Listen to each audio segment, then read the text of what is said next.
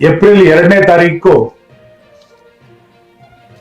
ಕೇಂದ್ರದ ಗೃಹ ಸಚಿವರು, ನಮ್ಮ ಇಂದಿನ ರಾಷ್ಟ್ರೀಯ ಅಧ್ಯಕ್ಷರು ಆದಂತ ಗೌರವಾನ್ವಿತ ಅಮಿತ್ ಶಾ ಅವರು ಕರ್ನಾಟಕದಲ್ಲಿ ಚುನಾವಣಾ ಪ್ರಚಾರದ ಆರಂಭ ಮಾಡ್ತಾ ಇದ್ದಾರೆ.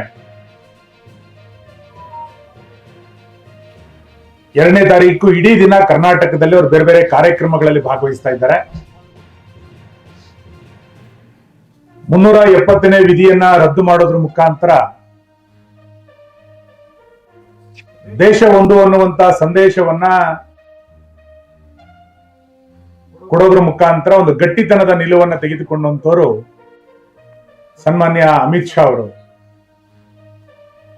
ಅವರೇ ಕರ್ನಾಟಕದ ಚುನಾವಣಾ ಪ್ರಚಾರದ ಆರಂಭ ಮಾಡ್ತಾ ಇರುವಂತದ್ದು ನಮ್ಮೆಲ್ಲರಿಗೂ ಕೂಡ ಸಹಜವಾಗಿ ಉತ್ಸಾಹವನ್ನ ಮೂಡಿಸ್ತಾ ಇದೆ. ದೇಶವನ್ನ ಒಡಿತೀವಿ ಅಂತ ಹೇಳಿ ದೇಶವನ್ನ ವಿಭಜನೆ ಮಾಡುವಂತ ಮಾನಸಿಕತೆಯನ್ನ ಇಟ್ಟುಕೊಂಡು ಹೇಳಿಕೆಗಳನ್ನ ಕೊಟ್ಟಂತಹ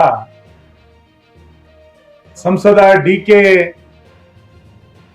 ಸುರೇಶ್ ಅವರು ನಮ್ಮ ಕಣ್ಮುಂದೆ ಇರುವಂತ ಈ ಸಂದರ್ಭದಲ್ಲಿ ಕಾಂಗ್ರೆಸ್ಸಿನ ಮಾನಸಿಕತೆ ದೇಶವನ್ನ ವಿಭಜನೆ ಮಾಡುವುದು, ನಮ್ಮ ಮಾನಸಿಕತೆ ದೇಶವನ್ನ ಜೋಡಿಸೋದು. ದೇಶವನ್ನ ಜೋಡಿಸ್ತವೆ, ದೇಶವನ್ನ ವಿಭಜಿಸಲಿಕ್ಕೆ ಬಿಡೋದಿಲ್ಲ ಅಂತ ಸಂದೇಶವನ್ನ ಕೊಡ್ತಾ ಅಮಿತ್ ಶಾ ಅವರು ಚನ್ನಪಟ್ಟಣದಿಂದ ಚುನಾವಣಾ ಪ್ರಚಾರವನ್ನು ಆರಂಭ ಮಾಡೋರಿದ್ದಾರೆ.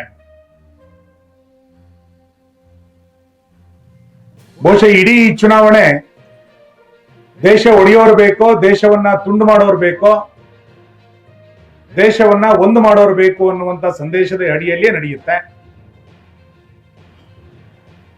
ಈ ಹಿಂದೆ ಕೊಟ್ಟಂತ ಈ ಹೇಳಿಕೆಯನ್ನ ಇಡೀ ಕಾಂಗ್ರೆಸ್ ಮತ್ತೆ ಮತ್ತೆ ಸಮರ್ಥಿಸಿಕೊಡ್ತಾ ದೇಶವನ್ನ ವಿಭಜನೆ ಮಾಡುವಂತ ಮಾನಸಿಕತೆಗೆ ಕಾಂಗ್ರೆಸ್ ಹೋಗ್ತಾ ಇರುವಂತ ಸಂದರ್ಭದಲ್ಲಿ